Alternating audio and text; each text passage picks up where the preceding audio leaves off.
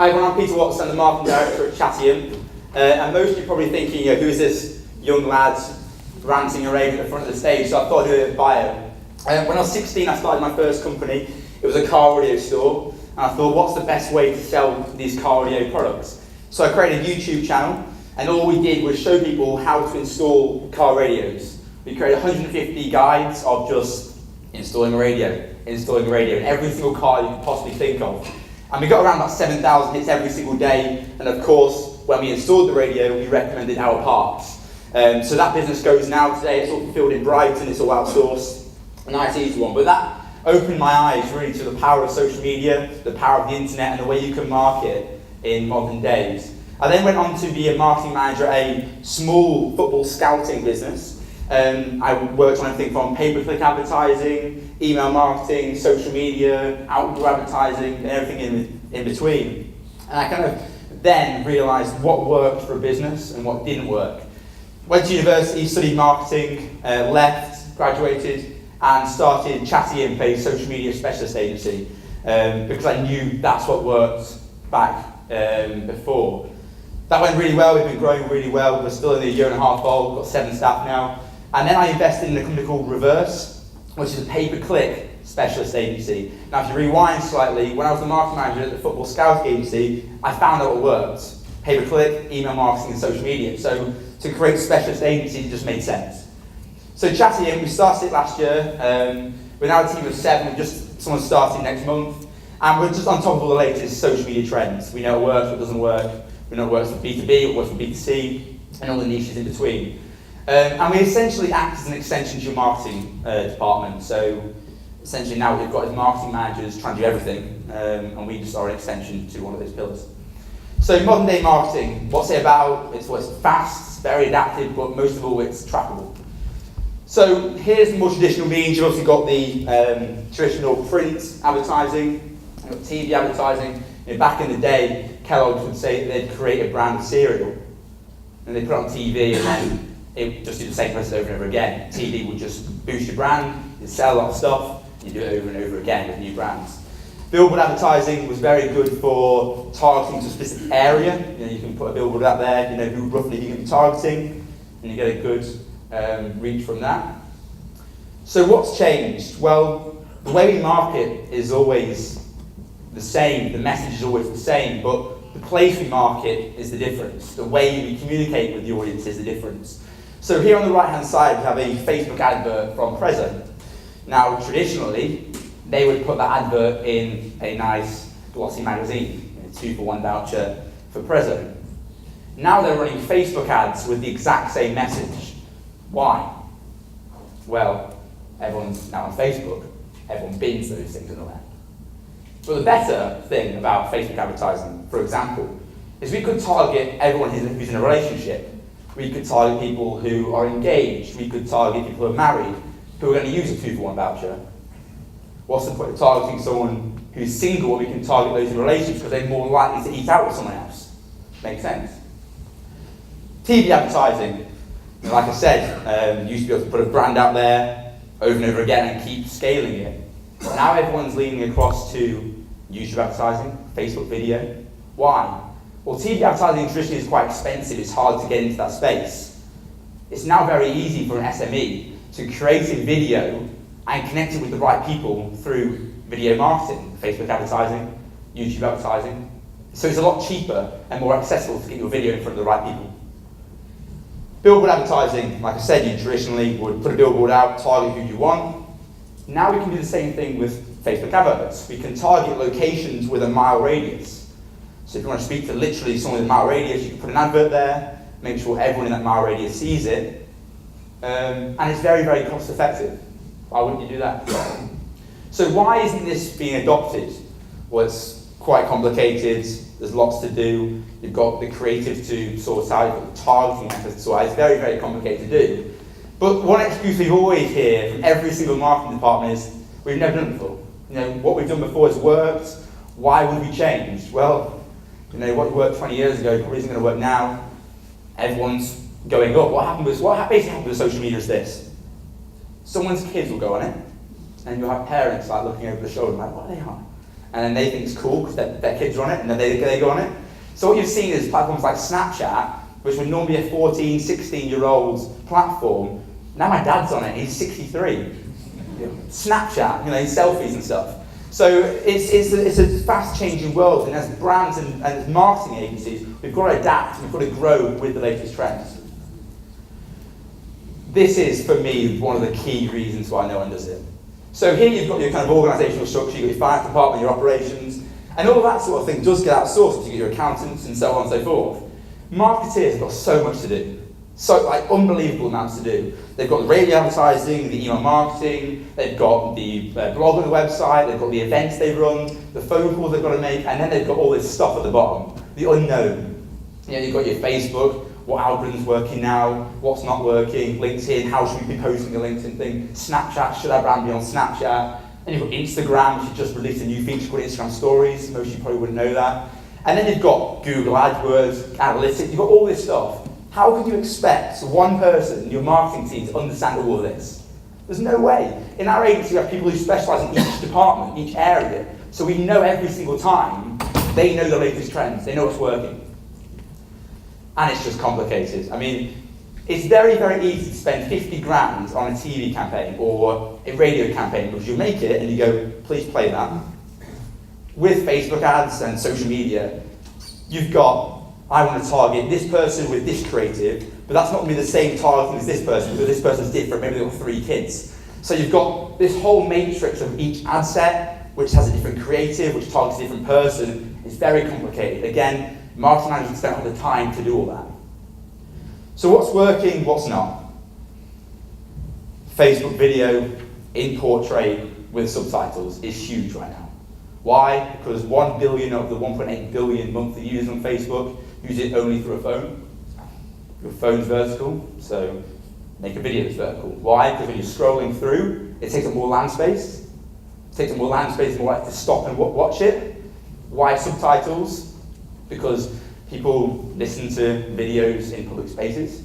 Maybe they're on the train, maybe they've woke up before their partner and they're in bed watching them and they don't want to disturb them.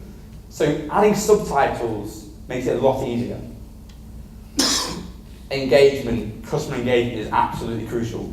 And we work with quite a few brands, have a lot of customer service inquiries, and we literally have guys just sitting there all day, literally responding to them. It's not the most interesting job.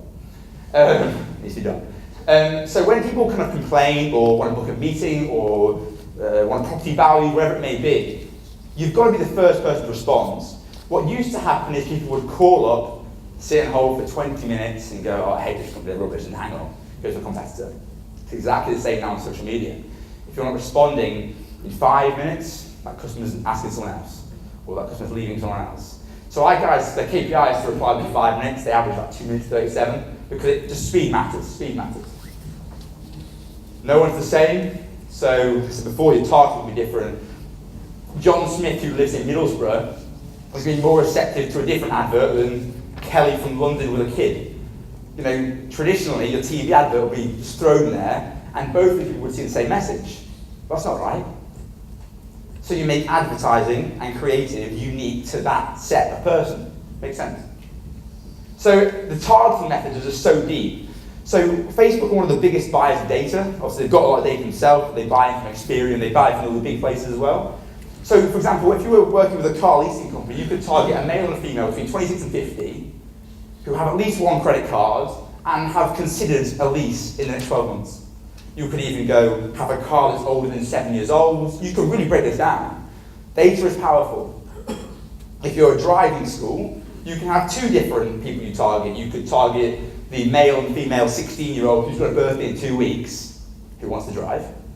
And you could target the mother that's 36 to 55 and has a kid between 13 and 18. Again, each one needs its own creative because the 16-year-old kid's going to be receptive to one type of advert and the 43-year-old mother's going to be receptive to another advert. Makes sense? Trackable. It's just ridiculously trackable. If you don't know where your marketing spend is going right now and what's returning the best ROI, you've got to stop. We're in an age where you literally can see every penny coming in.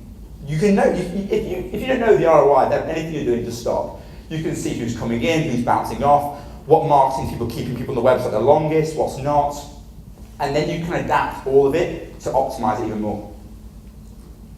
So I'm just going to see where we are with this. Who's heard of custom audiences before? We've got a few now, it's not better than most. Cool, so custom audiences is a ad set that you can create on Facebook. So you can say, people who have previously made a purchase, go into this category. People who have been on your website, go into this category. And people who have watched a certain percentage of a video can go into a category. And then what you can do is you can create advertising around that set. So what I thought I'd do is show you an example. Someone goes into ASOS, they look at this, beautiful, extreme muscle t-shirt with a crew neck in red. I'm tempting myself. They then leave, and they see this on Facebook. Now targeting someone who has looked at a product has got a much better ROI than targeting a random person who might want this t-shirt. Your ROI, your spend is a lot cheaper, you'll get a much better return on your spend, and again, it just makes sense.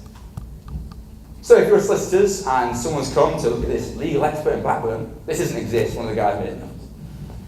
And then they come onto Facebook after bouncing and calling the 3 solicitors in the area. They then see an advert, a video advert with subtitles, and it tells them about them a bit more detail, more information, educates them, shows them why they're best in Blackburn. That person's now got that touch point. They may have left and banged everything else, but you're the last person they heard from. Sequencing is, in my opinion, the most powerful thing to do with social media. Video at the top, put out on Facebook. Now, if someone watches 10% of that video, they're put in the cold lead section. Then over the next few days, they're shown this sequence. They're shown another video to try and break down barriers they may have had. Then they're shown the remaining part of video 1, which they didn't watch because they moved away from. Then they're shown an ebook that can educate them slightly more. Maybe it's got some tips or hints or whatever. And then there's a call to action to ask them for a coffee. But if they watch 30% of that video, we know that they're kind of interested, but maybe like the kids like crying or something, right? So we show them a ebook, just read some more when you're free, and then a call to action for coffee. But if they watch 70% of their video, we know they are hot. We know they've watched a lot of this video, they've learned what we're about, they're interested. Let's just go straight for the coffee advert. Now, Facebook ads and other mediums and social media allow you to break this down much more. So I thought I'd create an example because I thought, I can be miles from this. Most of us would be B2B, so I thought I'd do a B2B version. Because everyone always says, social media is for business to consumer. Wrong, right? So here's an example. So if I confuse you, I'll just shout and just be like, Pete, shut up, and we'll sort it. So visitors to your website, you've got all this marketing that's happening, you've got your banner ads, your billboards, your organic search, your events, everything, and it's all driving traffic to your website. Now, what will probably happen is they'll leave, they'll call your competitors, and you've lost them, right? Wrong. How do they get them back? So they visit this, Solicitors & Co. They get a lot of airtime, isn't it? And they look at the property law section. So we know that they're looking at property law. And they leave, and they see an advert, a video advert, with subtitles. And they learn more about the brand, what they offer, what they can do for them, why they are the number 1 in Blackburn. Then they're shown a property law tip by Nick James, who's an expert in the field, with subtitles. And it goes through all the details about why they know what's happening, show they're an expert, show what's happening in the marketplace, show why they should use you. They watch that video, next one. Now they're showing an event, and they're showing that they do events that you can come to, you can learn more about what they offer, the services they offer, shows you're active, you're in the space, you're not just a quiet, closed behind your doors business. And then you get a download option for an ebook to download about property law, the landlord's rights guide. So now you're showing you have information that they can read, and you know what you're talking about, you put it into a publication, they can download that. And then they see a call to action for coffee. So that process is quite simple. It doesn't take much content to be created, but you have to know the sequences to do it. If they do this, then this happens. And the ROI on that is ridiculous. Sequencing is where it all is. Most businesses in this room, if they're doing Facebook advertising, and I hope some of you are, because if not, you're missing out massively, will just put out an advert, and they'll go, it's not how you do it. You track everything, make sure it's all working. So, the thing with Facebook ads right now is that Mark Zuckerberg came out about a month ago and said, we have run out of space. Which is weird, right? How can you run out of advertising space? They've run out of space. Now, as most of you probably know, and you're sure your economics is better than mine, I've got a C, but as demand increases, there's a cap on supply, so the price just goes through the roof. So now Mark Zuckerberg has stood up and gone, I've got no space left. The price of Facebook ads is going to shoot up. And the next 3 years, if you're not on this trend, if you're not advertising with Facebook or other social medias, what's going to happen is you'll be spending a lot more than you will now. So I ask you right now, if you aren't doing it, start doing it. If you can't do it, get someone to do it. But just start doing it now. So if you can take away anything from this talk, this spiel, this waffle that I've just given you, is get started. Install a Facebook pixel onto your website. If you don't know what that is, then just write it down and give it to someone to find out what it is. That will get Facebook to get all the information that you have visitors coming to your website, and they can start advertising to them or segmenting them to the custom audience that I said about earlier. Create a Facebook video, maybe in vertical, with subtitles, and put it out there to everyone who's been on your website. Just a little touch point. And then set up remarketing adverts. So anyone who's been on the website then sees this video. You're showing you're caring, you're showing you know what you're talking about, you're the last touch point, it shows you're up to date with the latest marketing trends. It's all happening. You've got to be there. And the scary thing for everyone in this room is I only just spoke about Facebook. I didn't speak about Musical.ly, which probably no one has heard of. Musical.ly is this social app where 13-year-old kids will mime the latest trends and latest songs. I don't know. That's how kids close your in now. LinkedIn, all of you have heard of that. Instagram stories has come out. Everything's changed, is what I'm trying to say. And if you don't know the latest trends, you will fail in the next 10 years because everything's changing. The business that sits there as the traditional stuff now is not going to be here when all the young guys come along and do it properly. Because what we're sitting in is an accountancy right now. If they are not doing the latest trends, there'll be a young guy who comes along, who does the accountancy stuff with the latest trends, who will sweep the market. That's just going to happen. That's what will happen.